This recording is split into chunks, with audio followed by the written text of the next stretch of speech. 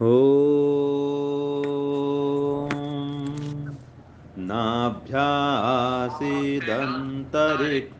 शिष्णोद्यौस्तमवर्तत पद्भ्यां भूमिर्दिशः श्रोत्रात् तथा लोकान् अकल्पयन्। यह यजुर्वेद के 31वें अध्याय का 13वां मंत्र है। इस मंत्र में कहा कि हे मनुष्यों, जो जो इस सृष्टि में कार्य रूप वस्तु है वह विराट रूप कार्य कारण का अवयव रूप है, ऐसा जानना चाहिए। ये स्वामी लिखते हैं दयानंद जी कि जो भी कार्य वस्तु है वो जो कारण है ना जी, उसका ही कार्य है। और इसके पदार्थ में देखते हैं तो स्वामी जी क्या लिखते हैं कि जैसे इस पुरुष परमेश्वर के नाभ्या अर्थात अवकाश रूप मध्यम सामर्थ्य से, देखिए शरीर में नाभि की स्थान कौन सा है? पेट, वो मध्य स्थानीय है, ठीक है ना जी। सिर स्थानीय अलग, पैर स्थानीय अलग, पाद पैर ये निम्न स्थान में है, और सिर जो है वो द्विस्थानी है, वो ऊपर का हिस्सा। लेकिन जो पेट भाग है वो मध्य स्थानीय है, मध्यम स्थानीय है। तो इस पुरुष परमेश्वर के, परम पुरुष परमेश्वर के, परम पिता परमात्मा के मतलब अवकाश रूप मध्यम सामर्थ्य से ये अंतरिक्ष लोक का जो बीज बीज का जो आकाश है वो उत्पन्न हुआ है। तो देखो यहाँ पर ऐसा ही है, पृथ्वी निम्न स्थानीय है और जो अंतरिक्ष है वो मध्य का स्थान है, और जो द्युलोक है वो उच्च स्थानीय है। वो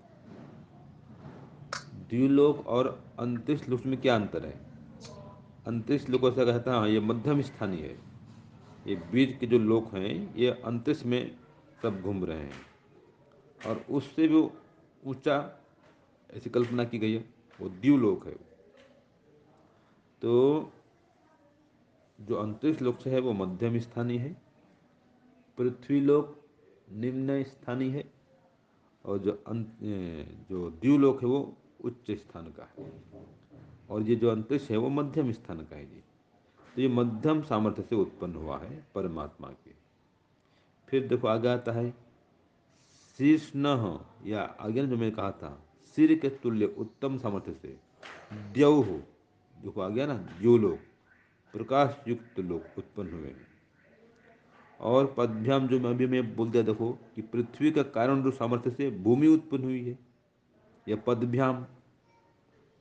तो पदभ्याम माने पृथ्वी के कारण रूप सामर्थ्य से ये भूमि उत्पन्न हुई है। तो पृथ्वी का संबंध किसे बता दिया? पैर से। और देह का संबंध किसे बता दिया? सिर से, शीर्ष्ण देव हो। तो सिर के तुल्य उत्तम समझ से ये द्व्युलोक उत्पन्न हुआ है, प्रकाश युक्त लोक द्व्युलोक ये उत्पन्न हुआ है। और नाभ्याम जो अवकाश रूप सामर्थ्य है, मध्यम सामर्थ्य है, उससे मध्यम का लोक, बीच के लोक उत्पन्न हुए हैं। तो इस प्रकार से एक अलंकारिक वर्णन यहाँ पर किया गया है। तो यहाँ पर भी यह अलंकार का प्रमाण मिलता है कि वेद में अलंकार का प्रयोग हुआ है, ठीक है जी। तो जैसे यहाँ पर दिया ना कि ये परमात्मा के सामर्थ्य से सब उत्पन्न हुआ है, इसी प्रकार से प्रमाण एक जगह और मिलता है कि द्यावा भूमि जनयन देव कह, ये द्विलोक को भूलोक को एक देव ने ही उत्पन्न किया है। तो, तो वो कैसे उत्पन्न किया है? तो देखो सब जगह आ रहा है कि सामर्थ्य से उत्पन्न किया है। जैसे आगे इसमें कहा कि सम अवर्तत्व, ये सम्यक रूप से स्थित है उसकी कृपा से, उसके सामर्थ्य से उत्पन्न हुए हैं। ऐसे श्रोत्रात उसके अवकाश रूप सामर्थ्य से, दिशह ये पूर्व आदि दिशाएं ये उत्पन्न हुई हैं। अकल्पनीय, उनकी कल्पना हम करते हैं कि ये सब भी परमात्मा के सामर्थ्य से उत्पन्न हुए हैं। और वैसे ही ईश्वर के सामर्थ्य से ही अन्य जितने भी लोक लोकांतर हैं ये सभी उत्पन्न हुए हैं। ये समझना चाहिए। लोकान, समस्त लोगों को परमात्मा ने उत्पन्न किया है। ये सभी लोक लोकांतर परमात्मा से उत्पन्न हुए हैं। तो कैसे उत्पन्न हुए हैं? तो ईश्वर के सामर्थ्य से उत्पन्न है, उसके सामर्थ्य से ही उत्पन्न हुए हैं। अब उसका सामर्थ्य क्या है? ज्ञानमय सामर्थ्य है। यह कहाँ पर आता है? ओमृतम च सत्यं च भिद्धा तपस्वोध्य जायत। ये तपस्वोध्य जायत मतलब क्या है? ये है ज्ञानमय सामर्थ्य। हम संध्या मंत्र बोलते हैं ना, अगमर्षण मंत्र में, ओम ऋतं च सत्यं च भिद्धा तपसोऽध्य जायत ततो रात्र जायत ततः समुद्रो अर्णवः ओम समुद्रादर्णवादधि संवत्सरो अजायत अहोरात्राणि विदधत् विश्वस्य मिषतो वशि ओम सूर्याचन्द्रमसो धाता यथा पूर्वमकल्पयत् दिवं च पृथिवीं चान्तरिक्षमथो स्वः। देखो ये सब इसमें आ गया ना जी। दिवं च पृथ्वीं च, द्विलोक पृथ्वीलोक सब उससे उत्पन्न हुए। और एक बात विशेष यह है कि जैसे पहले अन्य सृष्टियों में, पूर्व की सृष्टियों में परमात्मा ने उत्पन्न किया था, वैसे ही हर बार उत्पन्न करता है। अब भी ऐसे ही उत्पन्न किया है, आगे भी ऐसे उत्पन्न करेगा। तो परमात्मा ही इस सृष्टि को उत्पन्न करने वाला है, अपने ज्ञानमय सामर्थ्य से उत्पन्न करता है। सभी लोक लोकांतरों का वही सृजन करने वाला है। यही बात आती है वहाँ पर भी उपनिषद में, स एक छत। देखो परमात्मा ने क्या किया? ईक्षण किया। क्या ईक्षण किया? कि लोकान्नुसृजायति, कि अब मैं समस्त लोगों का सृजन कर दूं। लोकान्नुसृजा इति माने समस्त लोगों का मैं सृजन कर दूं। तो क्या किया? इसलिए परमात्मा ने एक छत, उसने ईक्षण किया। ठीक है जी, उसने योजना बनाई। तो परमात्मा भी योजना बनाता है संसार उत्पन्न करने के लिए, विचार करता है। उसके लिए आता है एक छत, वो ईक्षण करता है। जैसे हम बोलते हैं इच्छा करना, तो हम इच्छा करते हैं और परमात्मा ईक्षण करता है। हमारे लिए इच्छा करना आता है और परमात्मा के लिए ईक्षण करना आता है। तो परमात्मा ईक्षण करता है जगत बनाने के लिए। तो ये संसार या सृष्टि बिना परमात्मा के अपने आप उत्पन्न नहीं हो सकता है, ये समझना है। और कैसे उत्पन्न होता है? तो ये शरीर का उदाहरण दिया जी। जैसे नाभि जो है शरीर के मध्य में है, वैसे सृष्टि के मध्य में अंतरिक्ष है और पृथ्वी और सूर्य के बीच में है। ऐसे ही सिर स्थानीय, ये सूर्य के आसपास जितने लोग हैं वे द्युलोक कहलाते हैं। वो सिर स्थानीय सबसे ऊंचा ऊंचा। जैसे शरीर में सिर सबसे ऊंचा है, ऐसे सूर्य को उच्च स्थान में माना गया है। सूर्य के आसपास क्षेत्र भी, ये सब द्युलोक कहलाते हैं। ठीक है ना? तो ऊपर जो द्युलोक है सूर्य के स्थान का, सूर्य के आसपास का लोक है, वहां पर ये विमान आदि नहीं जाते हैं। ये जहाँ विमान गुजरते हैं ना, इसको अंतरिक्ष लोक बोलते हैं। विमान आदि जहाँ पर गुजरते हैं तो ये इसको भी हम अंतरिक्ष लोक से कहते हैं। और जैसे शरीर में पैर नीचे है, वैसे सृष्टि में पृथ्वी नीचे है। तो ये सब परमात्मकृत रचना है।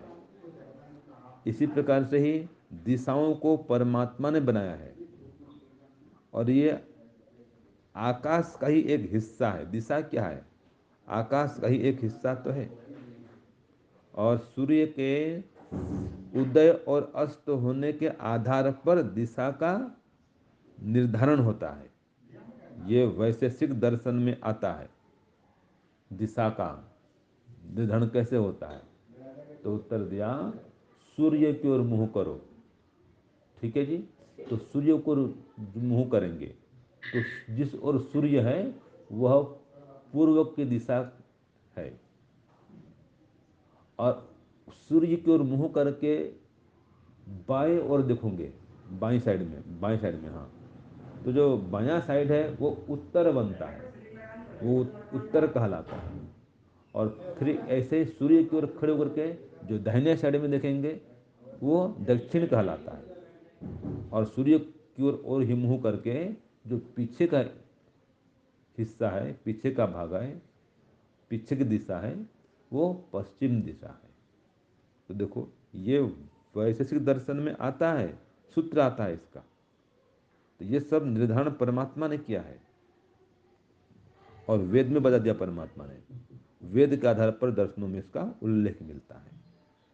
तो परमात्मा ने ही समस्त लोक लोकांतरों को उत्पन्न किया है, लेकिन इतना जरूर है कि वो उपादान से उत्पन्न करता है, कारण जगत से कार्य जगत को उत्पन्न करता है, अपने अंदर से उत्पन्न नहीं करता।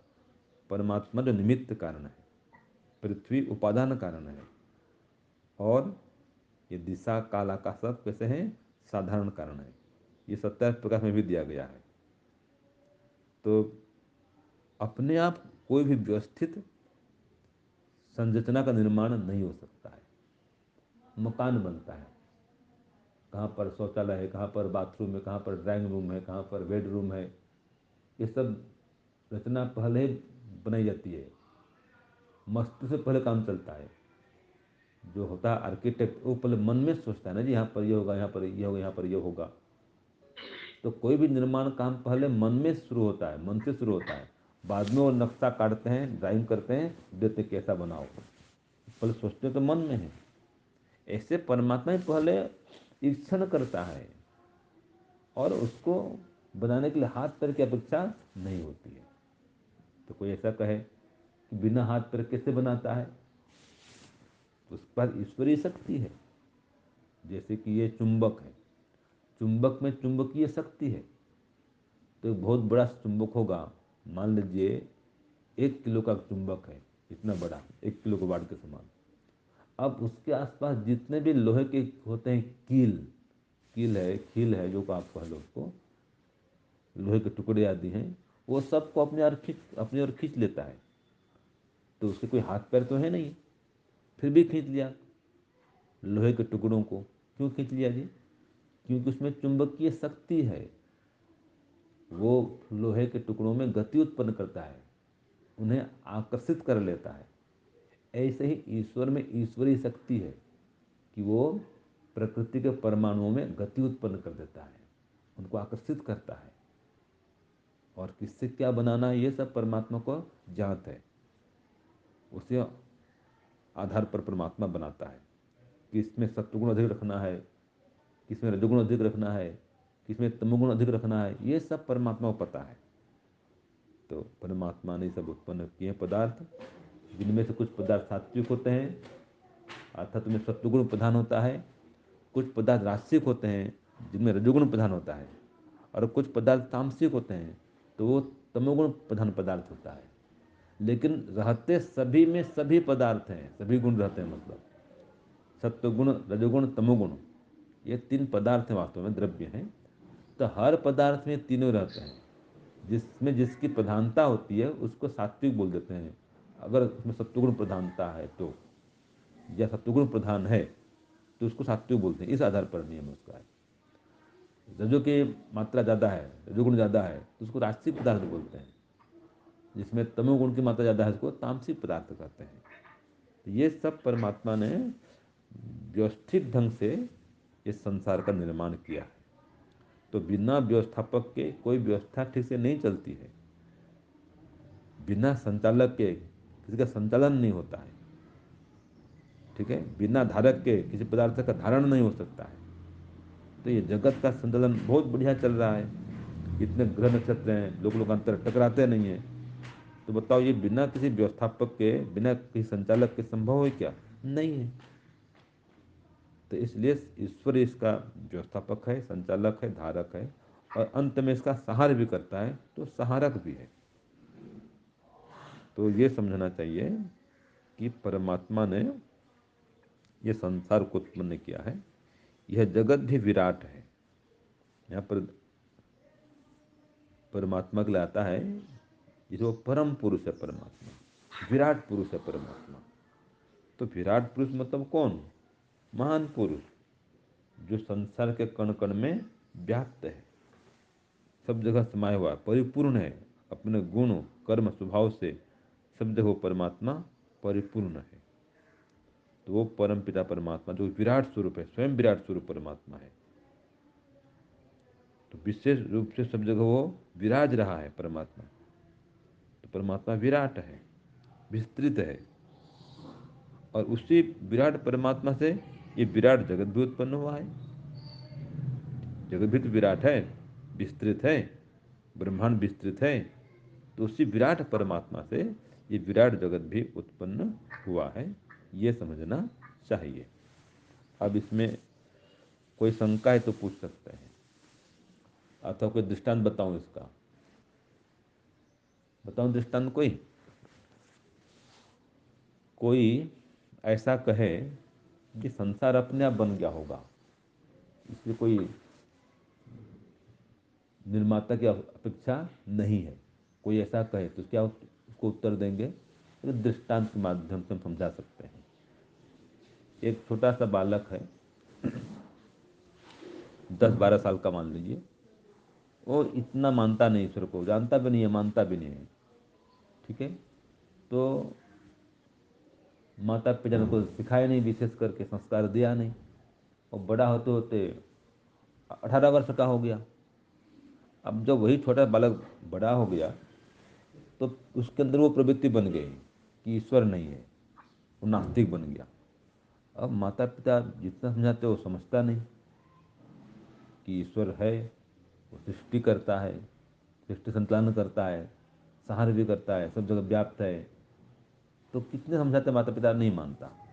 तो एक बार कोई वैदिक विद्वान घर में पधारे, तो पिताजी ने कहा, देखो जी, देखो महाराज जी, ये जो मेरे बेटा है वो ईश्वर को नहीं मानता है, ये संसार को अपने आप बना हुआ ऐसा मानता है। अब हम कितना इसको बोलते हैं, समझता नहीं है। उन्होंने कहा ठीक है, मैं इसको समझाऊंगा। तो उन्होंने कहा कि मुझे कोई ये ला के दे दो, कागज है, पेन है, ठीक है जी, और मैं एक आर्ट करूँगा, मैंने चित्रावली करूँगा, चित्र बनाऊँगा, सुंदर सा चित्र बनाऊँगा। वो आर्टिस्ट थे भी, वो महात्मा जी भी, विद्वान भी। तो कागज पेन लेकर के बढ़िया सा उन्होंने चित्र बना दिया और रख दिया, और वो वहीं पर वो स्याही भी है और पेन भी है, जो भी रंग मतलब जो बनाया गया तो वो भी रखा है। अब टेबल में रख दिया, ड्राइंग रूम में। अब कुछ देर में बेटा आता है, देखते हैं डाइनिंग टेबल में कितना अच्छा चित्र बना हुआ है। तो पिताजी को पूछता है कि पिताजी, ये चित्र किसने बनाया? तो उसने कहा, मुझे नहीं पता। पिताजी ने कहा, मुझे तो नहीं पता, और हो सकता है कि ये अपने आप बन गया हो। यहाँ पर रखा हुआ था है, ये ये पेन है, कागज है, ये स्याही है, अपने आप बन गया होगा। तो नहीं, ऐसे कैसे अपने आप बन जाएगा? ठीक है। तो पिताजी का, मुझे तो पता नहीं है, ये विद्वान कापी पेन मंगाए थे मुझे, कागज कागज ये स्याही और पेन मंगाए थे, या तो वो बना सकते हैं, मैं तो चला गया था, मुझे पता नहीं है। तो फिर बुलाया गया, और मैंने विद्वान को फिर बुलाए कि महाराज जी, अब बेटा आ गया है, और आप चलिए ड्राइंग रूम में आइए। तो ड्राइंग रूम में आए, तो महात्मा ने कहा, हाँ बेटा बोल, क्या बोलता है? नहीं, ये चित्र किसने बनाया, मैं पूछ रहा था महात्मा जी। ने कहा, आप सोचो कैसे बन सकता है ये? नहीं, कोई सुंदर कलाकार ने बनाया है ये। कहा, ठीक बात है, मैं खुद का कलाकार हूँ, मैं जानता हूँ, तुम्हें बनाया हूँ इसको। तो देख, कहा महात्मा जी ने, विद्वान ने, ये सुंदर रचना अपने आप नहीं बन सकती है, मैंने इसको बनाया है, इसलिए बना है। तो ये इतना सुंदर संसार है, सृष्टि रचना, सृष्टि सुंदर कितनी है, क्या ये अपने आप बन सकता है? संसार इतना बढ़िया संसार कैसे बन सकता है अपना? इतनी अद्भुत सृष्टि कैसे अपने आप बन सकती है? इसको बनाने वाला परमात्मा है। तो ऐसे उसको समझाना पड़ा, फिर वो समझा फिर। तो मतलब ये संसार को परमात्मा ने ही बनाया है, ये सिद्ध होता है, क्योंकि व्यवस्थित रचना है, सुंदर रचना है। तो कोई भी सुंदर रचना, व्यवस्थित रचना, सिस्टमेटिक रचना अपने आप नहीं हो सकती है। अपने आप मकान नहीं बन सकता है, अपने आप कुर्ता पायजामा नहीं बना सकते, अपने आप घड़ी मोबाइल कुछ नहीं बन सकता है। तो ये सब बनाने वाला कोई कारीगर, मिस्त्री, इंजीनियर, कोई ना कोई होता है बनाने वाला, आदमी कोई होता है। घड़ा अपने आप नहीं बनता, कुम्हार ने घड़ा बनाया। ऐसे ही ये संसार भी अपना आप नहीं बना है, इसको बनाने वाला परमात्मा है। तो ये मंत्र भी इसका प्रमाण देता है कि परमात्मा के सामर्थ्य से सब उत्पन्न हुआ है। तो परमात्मा ही सबको बनाने वाला है। द्विलोक को, अंतरिक्ष लोक को, पृथ्वी लोक को, सबको परमात्मा ने उत्पन्न किया है, ये इसमें सिद्ध है। ओम शांति ओम शम।